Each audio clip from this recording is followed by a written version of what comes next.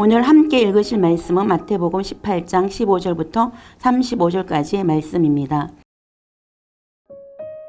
내 형제가 죄를 범하거든 가서 너와 그 사랑과만 상대하여 공고하라. 만일 들으면 내가 내 형제를 얻을 것이요 만일 듣지 않거든 한두 사람을 데리고 가서 두세 정인의 입으로 말마다 학정하게 하라. 만일 그들의 말도 듣지 않거든 교회에게 말하고 교회의 말도 듣지 않거든 이방인과 세리와 같이 여기라.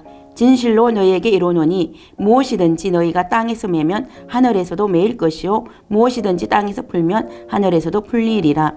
진실로 다시 너희에게 이르노니 너희 중에 두 사람이 땅에서 합심하여 무엇이든지 구하면 하늘에 계신 네 아버지께서 그들을 위하여 이루게 하시리라. 두세 사람이 내 이름으로 모인 곳에는 나도 그들 중에 있느니라.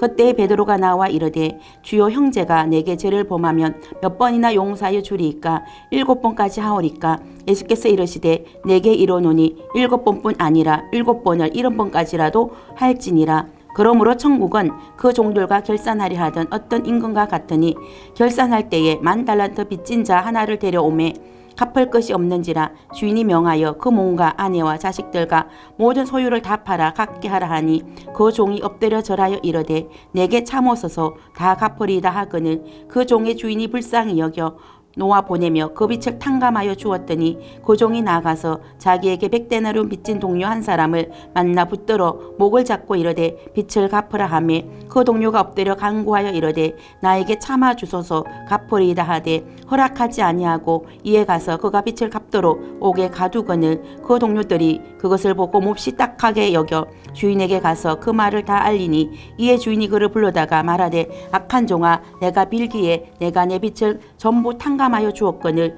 내가 너를 불쌍히 여긴 같이 너도 내 동료를 불쌍히 여김이 마땅하지 아니하니 하고 주인이 노하여 그 빚을 다 갚도록 그를 옥졸들에게 넘기니라. 너희가 각각 마음으로부터 형제를 용서하지 아니하면 나의 하늘 아버지께서도 너희에게 이와 같이 하시리라. 아멘. 샬롬. 오늘도 말씀을 통해 하나님께 더 가까이 나아가는 하루 보내시길 축복합니다. 저는 오늘 본문 말씀을 통해 용세연리라는 제목으로 말씀의 은혜를 나누기 원합니다. 예수님께서 베드로의 신앙 고백위에 자신의 교회를 세울 것을 증거하시고 형제가 죄를 범하는 경우에 어떻게 치리해야 할지 교회 생활의 실행편을 가르쳐 주시고 있습니다. 먼저 형제가 죄를 범하면 너와 그 사람만 상대하여 공고하라고 말씀하셨습니다. 이 명령은 죄를 범한 형제를 잃지 않기 위한 1단계 작업으로 죄 지은 형제를 보호하기 위한 것입니다. 또한 죄를 고백하고 용서하는 일을 쉽게 하기 위한 것입니다. 여기서 공고하라는 말은 엘렌코로 노출시키다, 빛으로 가져오다 라는 뜻입니다. 죄에 대한 심판이나 책망이 아니라 죄에 대한 바른 인식을 갖도록 무엇이 죄악인가에 대해 설명해 주므로 자신의 죄를 깨닫게 하는 것입니다. 이렇게 함으로 그의 말을 듣는다면 한 형제를 얻을 수 있는 것입니다. 그러나 말을 듣지 않고 무시한다면 2단계로 두세 명의 정인이 함께 공고하고 그래도 듣지 않을 때는 3단계로 교회가 공식적으로 개입하여 죄를 범한 형제에게 공고를 하게 했습니다. 그런데 교회의 권고도 듣지 않는다면 이방인과 세리와 같이 여기라고 말씀하셨습니다. 3번에 걸친 권고에도 불구하고 여전히 잘못을 인정하지 않고 회개하지 않는 자에게 각각의 교인들은 교회 차원에서의 친교와 교류를 일절 금하고 범죄한 형제와 더 이상의 접촉을 피하라고 말씀하고 있습니다. 그러나 이것은 그와의 접촉을 피하는 그 자체에 목적이 있는 것이 아니라 공동체로부터의 소외라는 압력을 죄지은 그 형제에게 가함으로써 또다시 회개와 반성의 기회를 부여하려고 하는 것에 그 목적이 있습니다.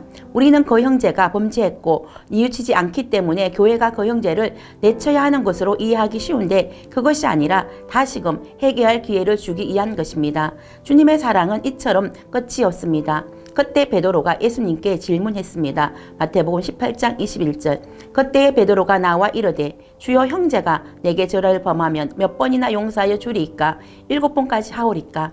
베드로는 예수님께 형제가 자신에게 죄를 범하면 몇 번이나 용서를 해야 할지 질문을 했습니다. 그 당시 유대인 랍비들은 3회까지는 용서를 해주되 4회는 절대 용서하지 말라고 가르쳤습니다. 그런데 베드로는 당시의 용서의 규율보다 훨씬 넘는 7번 용서하면 괜찮을지 질문을 한 것입니다. 베드로는 용서에 대한 인간의 최대의 한계, 다시 말하면 우리 인간이 용서해 줄 수 있는 사랑의 한계점으로 7번까지 용서해 줄 수 있다고 생각한 것입니다.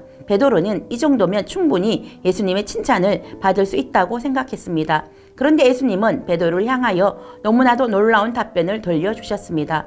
7번뿐 아니라 7번을 7번까지라도 할지니 라고 하신 것입니다. 다시 말하면 490번을 용서하라는 말씀입니다. 이 정도면 무한대로 용서하라는 의미입니다. 예수님은 이 말씀을 하시고 한 가지 실례를 들어주셨습니다. 1만 달란트 빚진 종이 있었습니다. 주인은 갚을 능력이 없는 종에게 자신과 아내와 자식들과 모든 소유를 다 팔아 갚도록 명령을 했습니다. 갚을 능력이 없는 종은 자신과 아내와 자기의 자녀들까지 대대로 종이 되어야 할 처지에 놓이게 되었습니다. 이에 종이 엎드러져라며 참으소서 다 갚으리이다 라며 주인의 자비하심에 호소를 했습니다.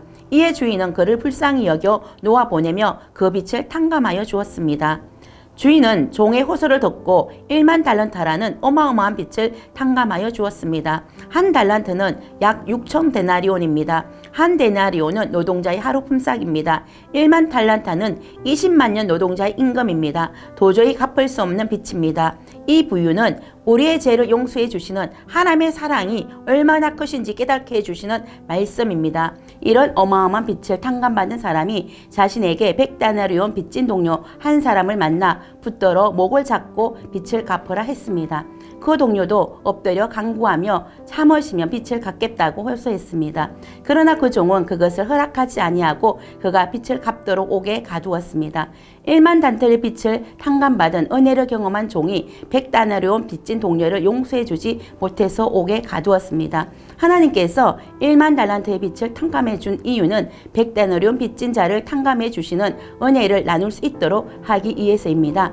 엄청난 은혜를 경험했다면 그도 또한 그 은혜를 나눌 수 있는 자가 되어야 하는 것입니다. 그러나 이 종은 자신이 체험한 은혜를 나눌 줄 몰랐습니다. 이 종이 행한 모든 것을 본 동료들이 그의 악행을 그 주인에게 고발했습니다. 이에 주인은 내가 너를 불쌍히 여긴과 같이 너도 내 동료를 불쌍히 여김이 마땅하지 아니하냐고 하셨습니다. 우리는 죄로 말미암아 죽을 수밖에 없는 존재였지만 예수 그리스도의 십자가 희생으로 말미암아 우리의 모든 죄가 사함을 받았습니다.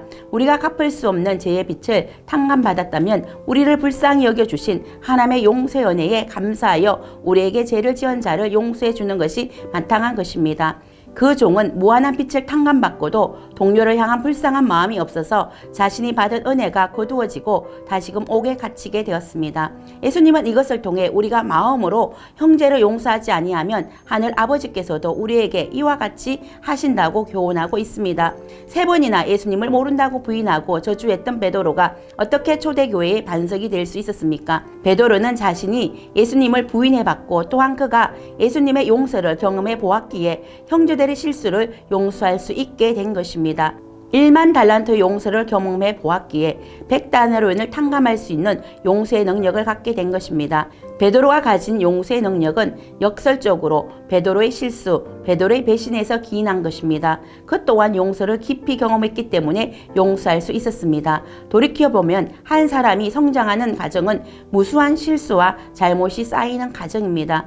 또한 한 사람이 성장하는 과정은 실수와 잘못 가운데서 자기 자신을 용납하고 이해하고 용서하는 경험이 축적되는 것입니다. 반복되는 용서를 통해 용서와 용서가 겹겹이 쌓일 때 비로소 한 사람을 용서의 그 장으로 빚어갈 수 있는 것입니다. 그러므로 저와 여러분도 하나님의 무한한 용서를 경험한 자이기 때문에 형제의 잘못을 용서하고 수용하는 자가 될 수 있기를 바랍니다. 용서의 원리는 우리가 1만 달란트의 빚을 먼저 탕감받은 사실을 기억하고 하나님이 나를 불쌍히 여긴 것처럼 우리도 우리의 형제를 불쌍히 여길 때 가능한 것입니다. 용서와 용서가 겹겹이 쌓여 7번을 7번까지 용서할 수 있는 용서의 그 장으로 살아가는 저와 여러분이 될 수 있기를 축복합니다.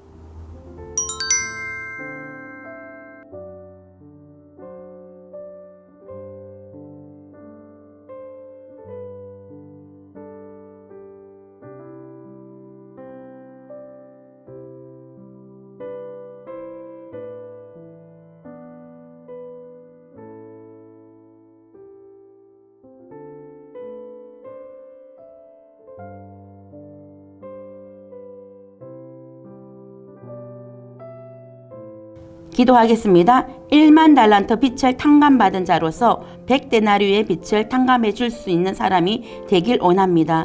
하나님의 무한한 은혜를 공급받는 자로서 형제의 죄를 용서하고 용납하는 자로 살기 원합니다. 예수님의 이름으로 기도드립니다. 아멘.